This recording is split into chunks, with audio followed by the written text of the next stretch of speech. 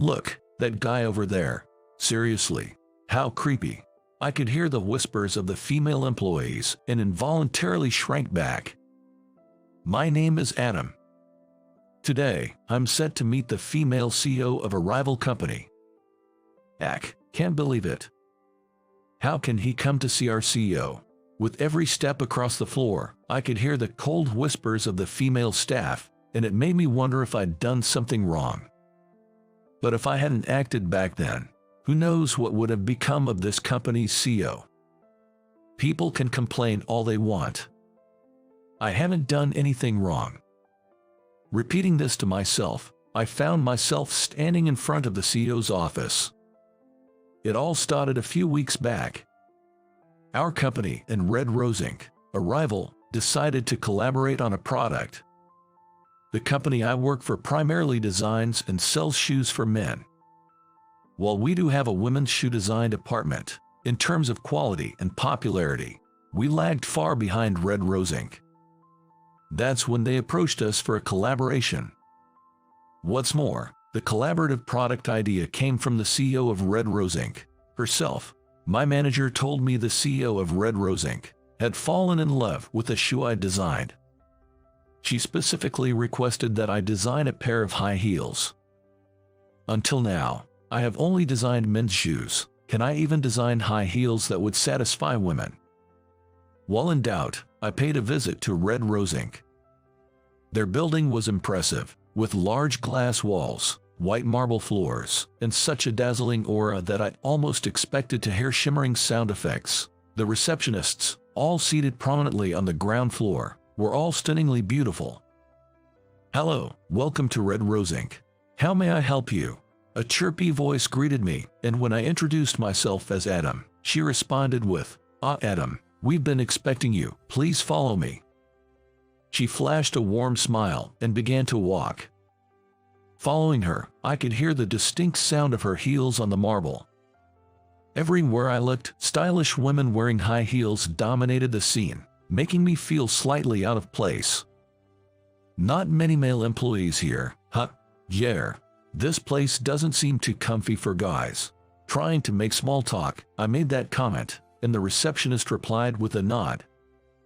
I laughed awkwardly, thinking that must be the secret to their success in women's shoes. I've heard rumors, but Red Rose Inc. really is dominated by women, huh? Yes. Our company's motto is to create a workplace where women feel most comfortable. I absolutely love working here. She gave me her brightest smile. Upon reaching the top floor in the elevator and entering the CEO's office, I saw a beautiful display of women's shoes. In the center of the room, a woman was admiring a pair of those shoes. That's the CEO of Red Rose Inc., Mrs. Mary Johnson. It's nice to meet you. Oh, you are already here.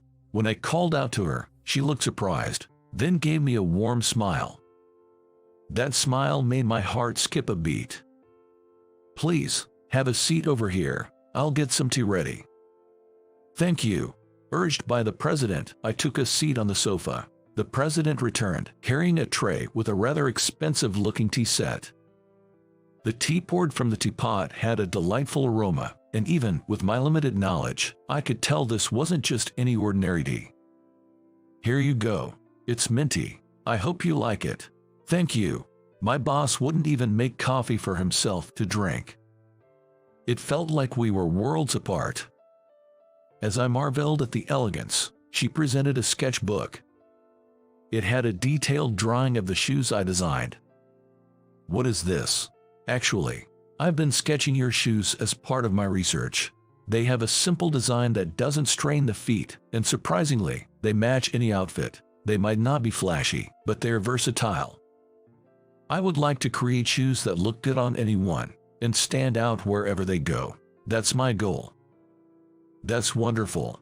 Her eyes lit up.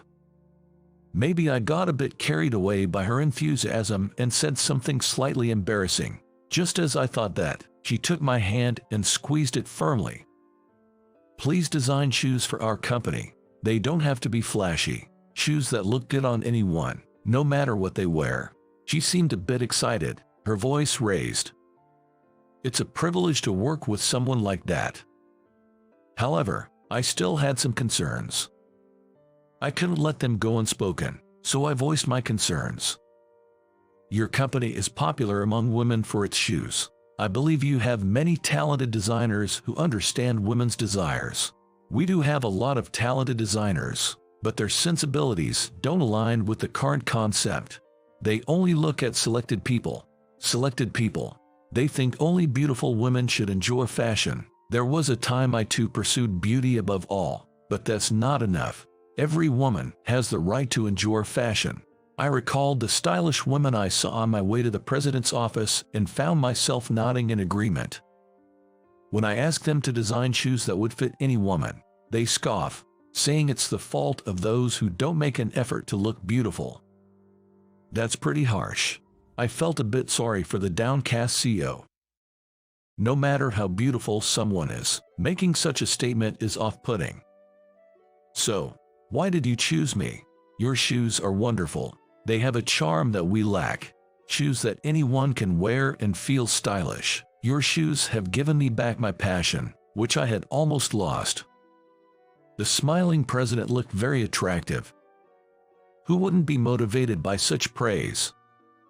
All right, let's create the best shoes together. I replied with a smile, and she beamed back at me. Little did we know then that a huge commotion was about to unfold. A few days later, I visited the Red Rose for another meeting with Mary. Mary, it's Adam. Upon reaching her office and knocking on the door, I felt something was off. Usually, Mary would greet me with enthusiasm, but there was no reply. Sorry, coming in. With a feeling of unease, I entered her office and found Mary lying face up on the floor. Mary. I rushed to her, but she didn't move an inch. Hoping against hope, I placed my ear to her chest, but there was no heartbeat. I felt the blood drain from my face. My hands were shaking, but I remembered the AED training I had during a certification course and quickly called the secretary's desk. What? Mary's collapsed. Please call an ambulance right now, and if there's an AED, bring it. I quickly instructed the secretary on the phone and tried CPR on Mary. But her heart didn't budge. Darn it, is it too late? Sorry, I've brought it. The secretary arrived with the AED. Thank you, Mary, I'm so sorry. As I lifted Mary's clothing to attach the AED, the secretary nearby exclaimed, "Oh my," and covered her face with her hands, blushing deeply. But there was no time to worry about that. I immediately attached the AED to Mary's chest and activated it, causing her body to jolt with a loud zap. Still, there was no change. Panicking, I followed the AED's voice instructions and activated it again. After another loud jab, Mary started breathing with difficulty. Mary, are you okay? Please don't move." After confirming her breathing, I gently covered her with my coat. Just as I was about to ask the anxious secretary if the ambulance was on its way, I heard sirens. "Can you show the paramedics in when they arrive?" "Yes." She rushed out of the room to guide them. Later, Mary was transported to the state hospital. Mary later contacted me to say that she had a pre-existing heart condition and had collapsed after a seizure. Thanks to the quick response, she was told she could be discharged soon without any lingering effects. Hearing that, I breathed a sigh of relief. However, the next day, "Adam, what on earth have you done?" Waiting for me as I arrived at the office was the manager with a displeased look on his face. I was summoned first thing in the morning and yelled at, but I had no idea what it was about. I hadn't done anything. There was a request from Red Rose to cancel the current collaboration project. Is it because Mary collapsed? No, they say it's because you did something inappropriate to Mary. Inappropriate. Hearing that made me think of the previous day's event. I had indeed lifted Mary's shirt to use the AED. But that was to save Mary's life. I didn't do it with any guilty conscience. So, I hear you lifted Mary's shirt to use the AED. They're suggesting you might have done that just because you wanted to. That's outrageous. Anyway, Mary needs to rest now. Reflect deeply on this and stay away from Red Rose. I was so frustrated, I clenched my back teeth.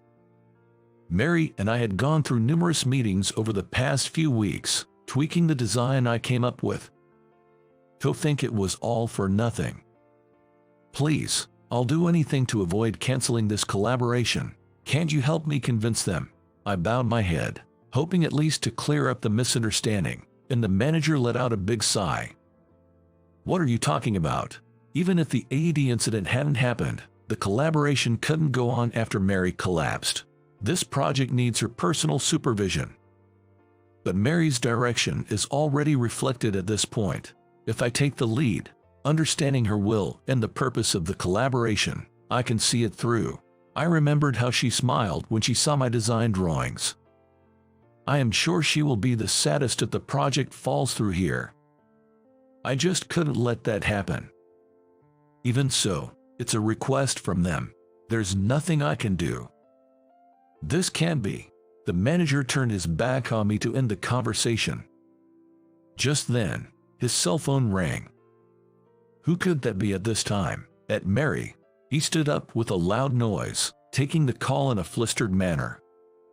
Yes, so the project will continue, correct? Understood. I nervously paced, overhearing the conversation and seeing the manager nodding profusely on the phone. When he finished the call, he turned to me with a beaming smile. It seems there was a misinformation. Mary just called to say the collaboration will continue. Good for you. Really.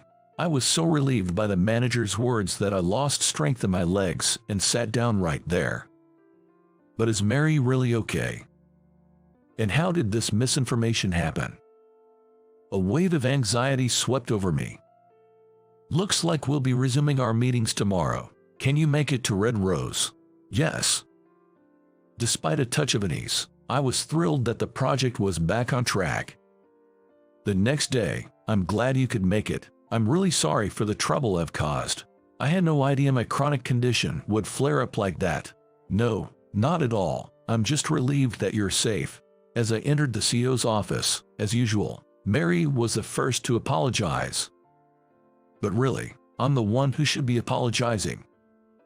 Even though it was a misinformation, there must have been real concerns about the AED incident and suggestions to scrap the project altogether. Despite the emergency, I had caused her trouble. I'm truly sorry about the AED incident. It seems some of our employees were upset. Upset because you saved me. I was taken aback when Mary showed her anger and then made a call to someone inside the company. So, the project mishap wasn't just a misinformation, was it? Gather everyone in the hall immediately. I have something to say directly. Gone was her usual calm demeanor. I was shocked by the sight of Mary raising her voice. Sorry, I need to take care of something. Should I? I'll be back in about an hour. Can you wait for me? Yes, of course. Mary left the room with a look of apology on her face. Months later. We did it. We finally succeeded. We had managed to create a prototype of the high heels.